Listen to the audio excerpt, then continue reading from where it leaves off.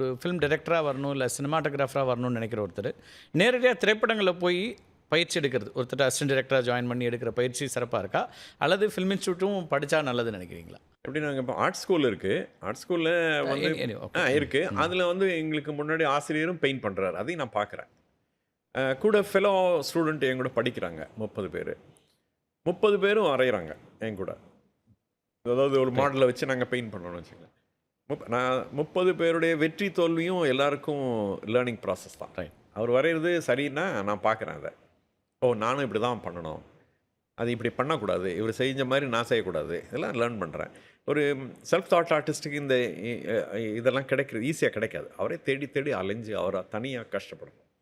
இதாங்க அதே மாதிரி தான் ஃபிலிம் இன்ஸ்டியூட்லேயும். இன்ஸ்டியூட் என்னென்னா க்ரியேட்டிவ் ப்ராசஸை சொல்லிக் கொடுக்குறதில்ல, நேரடியாக உங்களுக்கு சொல்லிக் கொடுக்குறதில்ல, அது ஒரு பகுதி தான். ஓகே. ஆனால் அவங்களுக்கான ஒரு ரொம்ப ரிமார்க்கபிள் என்வாயன்மெண்ட்டை க்ரியேட் பண்ணி என்னென்னா மேபி எனக்கு வந்து தோணுது, மேபி இன் ஃப்யூச்சர் இது எத்தனை வருஷம் படிப்பாங்க, ஓகே, இதெல்லாம் தான் மாறலாமே ஒழிய. ஓகே. அப்புறம் என்னெல்லாம் படிப்பாங்க, ஸ்டில் கரிக்குலமில் வேறு இதெல்லாம் சேர்த்துக்கலாம், பாடத்திட்டத்தில் இதெல்லாம் சேர்த்துக்கலாம்.